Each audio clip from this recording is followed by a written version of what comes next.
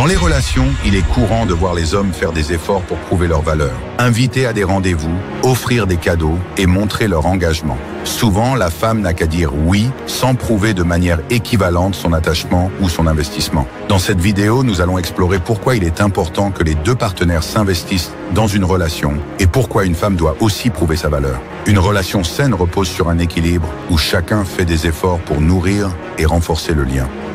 1. Les hommes investissent souvent massivement pour impressionner. Traditionnellement, les hommes prennent l'initiative dans les relations en invitant à des dates ou en offrant des cadeaux pour montrer leur intérêt. Cet investissement est souvent perçu comme un moyen de prouver leur valeur et leur engagement. Sénèque, philosophe stoïcien, nous rappelle « Ce n'est pas la richesse extérieure qui fait la valeur d'un homme, mais sa vertu ». Cela signifie que l'effort matériel ne devrait pas être la seule preuve d'une relation de valeur. En réalité, cette dynamique peut créer un déséquilibre où l'homme se sent obligé de toujours prouver son engagement, tandis que la femme n'a qu'à accepter passivement ses gestes. 2. Pourquoi ? Une relation doit être réciproque. Une relation équilibrée repose sur un investissement mutuel. Il est important que la femme prouve aussi son attachement par ses actions. Dans un partenariat, chacun doit démontrer son engagement, non seulement par des mots, mais par des actes. L'équité émotionnelle permet de bâtir des bases solides et d'éviter les ressentiments. Lorsque la femme prouve aussi son investissement, que ce soit par des attentions, du soutien ou des gestes d'affection, elle montre qu'elle considère la relation comme un effort commun. Cela renforce le lien et crée une véritable complicité. 3. Le danger d'une relation déséquilibrée. Lorsque l'homme investit trop dans une relation sans réciprocité, cela peut créer un déséquilibre émotionnel et affectif. Il peut commencer à ressentir que ses efforts ne sont pas valorisés ou à se demander si la femme est vraiment attachée à la relation. Ce déséquilibre est souvent source de frustration et de conflits. Sun Tzu, dans l'art de la guerre, écrivait « Ne te bats pas une bataille que tu es certain de perdre ». Dans le contexte des relations, cela signifie qu'il est inutile de s'investir lourdement sans voir de signes concrets de réciprocité. Pour qu'une relation soit épanouissante, elle doit être nourrie des deux côtés. 4. Comment amener la femme à prouver son attachement ? Il ne s'agit pas de manipuler ou de jouer des jeux, mais de créer des situations où la femme montre son intérêt et son investissement. Au lieu d'offrir trop facilement des cadeaux ou des sorties, laisse-la aussi prendre des initiatives. Cela peut être aussi simple que de suggérer un rendez-vous, d'organiser une sortie ou de montrer son affection à travers de petites attentions. En invitant la femme à faire un effort pour te connaître et passer du temps avec toi, tu construis une relation plus équilibrée et basée sur la réciprocité. 5. Valoriser les actions plutôt que les paroles. Il est facile de dire des mots doux ou de promettre un engagement, mais ce sont les actions qui comptent vraiment. La philosophie stoïcienne nous apprend que les actes ont plus de valeur que les promesses. Dis peu, fais beaucoup. Il est important d'observer non seulement ce que la personne dit, mais ce qu'elle fait pour la relation. Si elle fait des efforts pour être présente, pour t'écouter et pour participer activement à la relation, c'est un signe positif de son attachement et de sa volonté de construire quelque chose de durable. 6. Encourager un investissement réciproque dans la relation.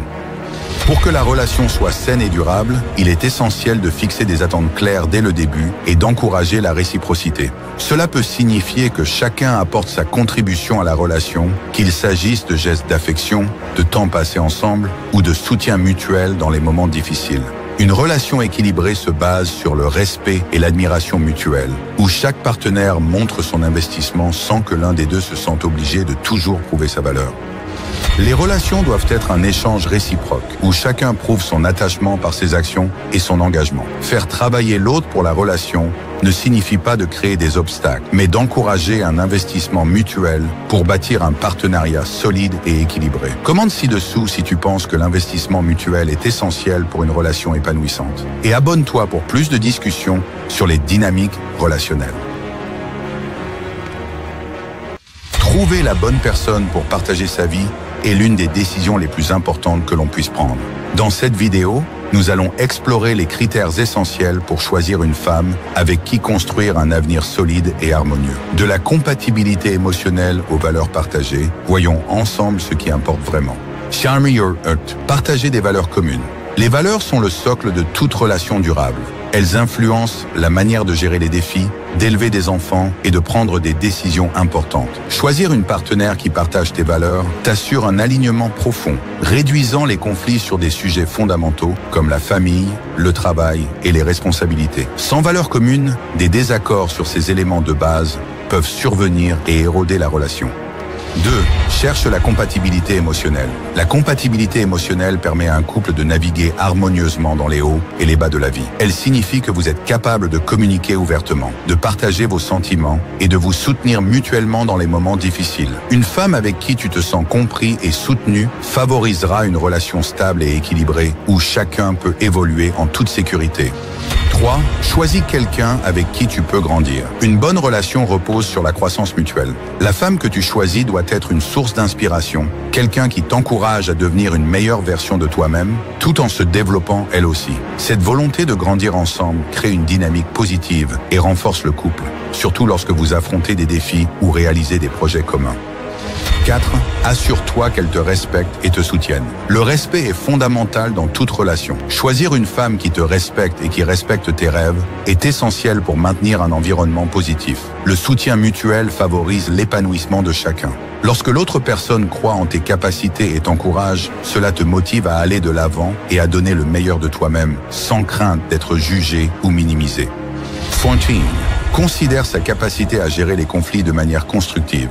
Les conflits sont inévitables dans un couple, mais savoir les gérer avec respect et intelligence est crucial. Observe comment elle réagit dans les situations de désaccord. Est-elle capable de discuter calmement et de trouver des compromis, ou préfère-t-elle éviter les conversations difficiles? La capacité à gérer les conflits de manière constructive renforce la relation et permet d'aborder les problèmes avec maturité. 6. Cherche une connexion sur le plan des ambitions et projets de vie. Une relation durable se construit plus facilement lorsque les deux partenaires ont des objectifs et des projets de vie compatibles. Cela ne signifie pas que vous devez avoir les mêmes passions, mais que vous êtes alignés sur des aspects clés comme la carrière, les voyages ou le type de vie que vous souhaitez. Choisir une femme dont les aspirations rejoignent les tiennes vous permettra de bâtir un avenir commun plus serein et satisfaisant.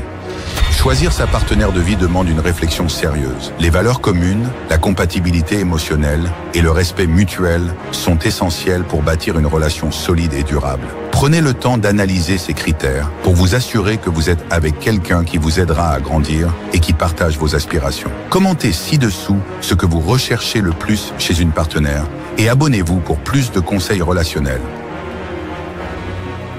Les relations doivent être un échange réciproque, où chacun prouve son attachement par ses actions et son engagement. Faire travailler l'autre pour la relation ne signifie pas de créer des obstacles, mais d'encourager un investissement mutuel pour bâtir un partenariat solide et équilibré. Commente ci-dessous si tu penses que l'investissement mutuel est essentiel pour une relation épanouissante. Et abonne-toi pour plus de discussions sur les dynamiques relationnelles. Les cerveaux masculins et féminins traitent les émotions différemment. Les femmes et les hommes ressentent des émotions similaires, mais les circuits neuronaux impliqués dans le traitement émotionnel présentent des différences subtiles. Selon une étude de l'Université de Cambridge, les femmes tendent à utiliser davantage les régions du cerveau associées à la mémoire émotionnelle et à l'empathie, tandis que les hommes utilisent dans des zones qui favorisent une réponse analytique. L'amygdale, qui gère les réponses émotionnelles, a une connectivité plus développée chez les femmes vers les régions de traitement social. Cela pourrait expliquer pourquoi les femmes expriment souvent leurs émotions de manière plus complexe et sont généralement perçues comme plus empathiques. 2. Réaction face au stress. Combat ou fuite versus tend and befriend. Face au stress, les hommes et les femmes réagissent de manière quelque peu différente, influencés par des millions d'années d'évolution. La réponse combat ou fuite est plus courante chez les hommes. Un réflexe qui remonte à l'époque où la survie dépendait de la confrontation des menaces. Les femmes, en revanche, montrent souvent une réaction de type tend and befriend, protéger et s'allier, selon les travaux de la chercheuse Shelley E. Taylor. Cela les pousse à chercher le soutien social pour diminuer le stress et à renforcer les liens sociaux dans des moments difficiles. Ce modèle est en partie influencé par l'ocytocine, une hormone plus activement sécrétée chez les femmes sous stress, favorisant ainsi les comportements de soutien mutuel et de protection. 3. Style de communication, fait et raison versus émotion et expérience. Les recherches montrent que les hommes et les femmes communiquent souvent différemment. Une étude de la Linguistic Society of America a révélé que les hommes tendent à privilégier les faits et les solutions lorsqu'ils communiquent, en particulier dans les contextes de résolution de problèmes. En revanche, les femmes ont tendance à privilégier les expériences personnelles et à valoriser la dimension émotionnelle des échanges. Selon Deborah Tannen, linguiste spécialisée dans les différences de genre, cela vient du fait que les femmes perçoivent souvent la conversation comme un moyen de se connecter émotionnellement, tandis que les hommes la voient davantage comme une manière d'échanger des informations ou de résoudre un problème. 4. Traitement des infos et orientation spatiale. Raisonnement déductif versus intuition sociale. Les différences dans les préférences et les styles de traitement de l'information sont également bien documentées. Une étude de l'Université de Pennsylvanie a montré que les hommes possèdent généralement une capacité supérieure en orientation spatiale, ce qui est attribué à des connexions plus fortes dans les hémisphères du cerveau associées à la perception de l'espace. Les femmes, en revanche, montrent une préférence pour l'intuition sociale et sont plus enclines à faire des liens sociaux et émotionnels dans leur raisonnement. Ces distinctions sont interprétées comme des adaptations à des rôles évolutifs distincts dans lesquels les hommes devaient souvent s'orienter sur de longues distances pour la chasse, tandis que les femmes se consacraient à des activités de coopération et de soins au sein du groupe. 5.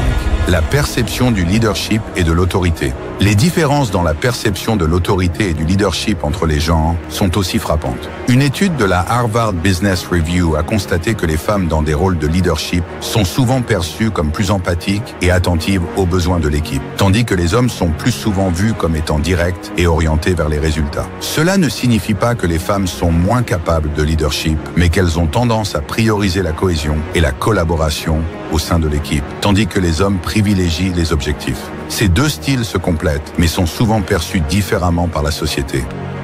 6. L'intérêt pour les relations sociales. Influence de la dopamine et de la testostérone. Les hommes et les femmes ont tous deux besoin de relations sociales, mais les motivations varient. Chez les hommes, la testostérone peut encourager la compétitivité dans les relations, liée à l'ocytocine, soutient davantage le besoin de lien social et de communication. Une étude de l'université de Yale montre que les femmes entretiennent souvent des relations de manière plus active et mettent en place des réseaux de soutien plus vastes que les hommes, ce qui reflète un besoin social plus intense. Les différences entre la psychologie masculine et féminine, bien que subtiles, reflètent une complémentarité qui enrichit les relations humaines. Comprendre ces distinctions permet de bâtir des interactions plus harmonieuses et respectueuses des spécificités de chacun. Commente ci-dessous si tu as observé ces différences autour de toi et abonne-toi pour plus de contenu inspiré par la psychologie et la philosophie stoïcienne.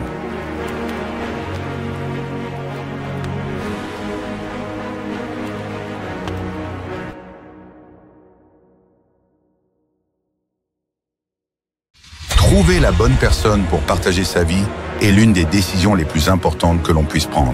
Dans cette vidéo, nous allons explorer les critères essentiels pour choisir une femme avec qui construire un avenir solide et harmonieux. De la compatibilité émotionnelle aux valeurs partagées, voyons ensemble ce qui importe vraiment. Charm your heart. Partager des valeurs communes. Les valeurs sont le socle de toute relation durable. Elles influencent la manière de gérer les défis, d'élever des enfants et de prendre des décisions importantes. Choisir une partenaire qui partage tes valeurs t'assure un alignement profond, réduisant les conflits sur des sujets fondamentaux comme la famille, le travail et les responsabilités. Sans valeurs communes, des désaccords sur ces éléments de base peuvent survenir et éroder la relation. 2.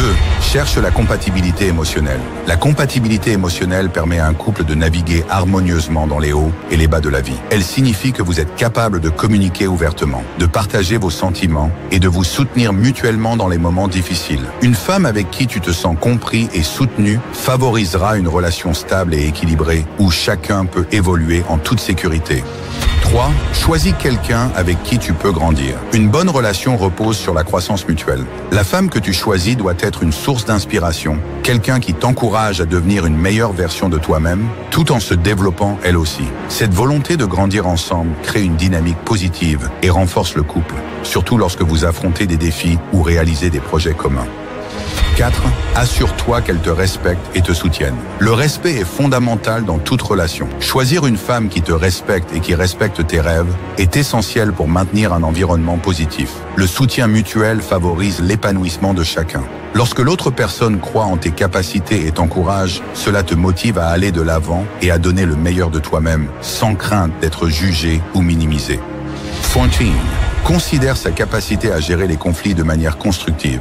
Les conflits sont inévitables dans un couple, mais savoir les gérer avec respect et intelligence est crucial. Observe comment elle réagit dans les situations de désaccord. Est-elle capable de discuter calmement et de trouver des compromis, ou préfère-t-elle éviter les conversations difficiles? La capacité à gérer les conflits de manière constructive renforce la relation et permet d'aborder les problèmes avec maturité.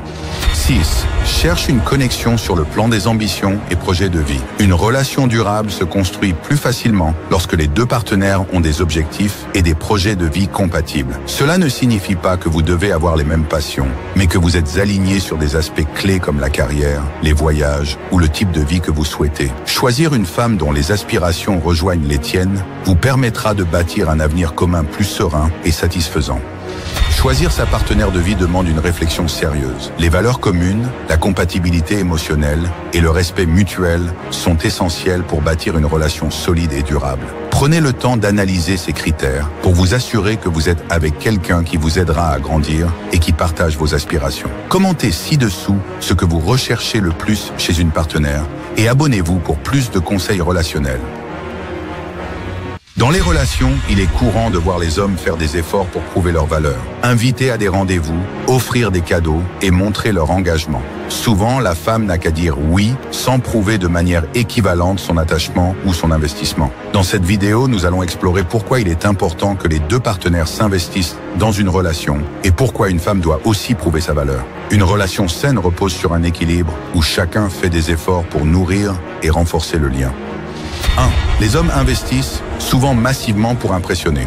Traditionnellement, les hommes prennent l'initiative dans les relations en invitant à des dates ou en offrant des cadeaux pour montrer leur intérêt. Cet investissement est souvent perçu comme un moyen de prouver leur valeur et leur engagement. Sénèque, philosophe stoïcien, nous rappelle « Ce n'est pas la richesse extérieure qui fait la valeur d'un homme, mais sa vertu ». Cela signifie que l'effort matériel ne devrait pas être la seule preuve d'une relation de valeur. En réalité, cette dynamique peut créer un déséquilibre où l'homme se sent obligé de toujours prouver son engagement, tandis que la femme n'a qu'à accepter passivement ses gestes. 2. Pourquoi ? Une relation doit être réciproque. Une relation équilibrée repose sur un investissement mutuel. Il est important que la femme prouve aussi son attachement par ses actions. Dans un partenariat, chacun doit démontrer son engagement, non seulement par des mots, mais par des actes. L'équité émotionnelle permet de bâtir des bases solides et d'éviter les ressentiments. Lorsque la femme prouve aussi son investissement, que ce soit par des attentions, du soutien ou des gestes d'affection, elle montre qu'elle considère la relation comme un effort commun. Cela renforce le lien et crée une véritable complicité. 3. Le danger d'une relation déséquilibrée. Lorsque l'homme investit trop dans une relation sans réciprocité, cela peut créer un déséquilibre émotionnel et affectif. Il peut commencer à ressentir que ses efforts ne sont pas valorisés ou à se demander si la femme est vraiment attachée à la relation. Ce déséquilibre est souvent source de frustration et de conflits. Sun Tzu, dans l'art de la guerre, écrivait « Ne te bats pas une bataille que tu es certain de perdre ». Dans le contexte des relations, cela signifie qu'il est inutile de s'investir lourdement sans voir de signes concrets de réciprocité. Pour qu'une relation soit épanouissante, elle doit être nourrie des deux côtés. 4. Comment amener la femme à prouver son attachement? Il ne s'agit pas de manipuler ou de jouer des jeux, mais de créer des situations où la femme montre son intérêt et son investissement. Au lieu d'offrir trop facilement des cadeaux ou des sorties, laisse-la aussi prendre des initiatives. Cela peut être aussi simple que de suggérer un rendez-vous, d'organiser une sortie ou de montrer son affection à travers de petites attentions. En invitant la femme à faire un effort pour te connaître et passer du temps avec toi, tu construis une relation plus équilibrée et basée sur la réciprocité. 5. Valoriser les actions plutôt que les paroles. Il est facile de dire des mots doux ou de promettre un engagement, mais ce sont les actions qui comptent vraiment. La philosophie stoïcienne nous apprend que les actes ont plus de valeur que les promesses. Dis peu, fais beaucoup. Il est important d'observer non seulement ce que la personne dit, mais ce qu'elle fait pour la relation. Si elle fait des efforts pour être présente, pour t'écouter et pour participer activement à la relation, c'est un signe positif de son attachement et de sa volonté de construire quelque chose de durable. 6. Encourager un investissement réciproque dans la relation. Pour que la relation soit saine et durable, il est essentiel de fixer des attentes claires dès le début et d'encourager la réciprocité. Cela peut signifier que chacun apporte sa contribution à la relation, qu'il s'agisse de gestes d'affection, de temps passé ensemble ou de soutien mutuel dans les moments difficiles. Une relation équilibrée se base sur le respect et l'admiration mutuelle, où chaque partenaire montre son investissement sans que l'un des deux se sente obligé de toujours prouver sa valeur.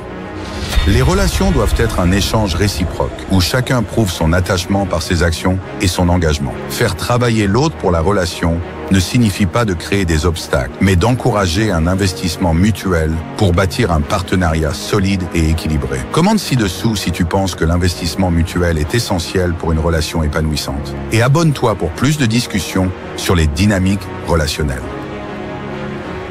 Les relations doivent être un échange réciproque, où chacun prouve son attachement par ses actions et son engagement. Faire travailler l'autre pour la relation ne signifie pas de créer des obstacles, mais d'encourager un investissement mutuel pour bâtir un partenariat solide et équilibré. Commente ci-dessous si tu penses que l'investissement mutuel est essentiel pour une relation épanouissante. Et abonne-toi pour plus de discussions sur les dynamiques relationnelles.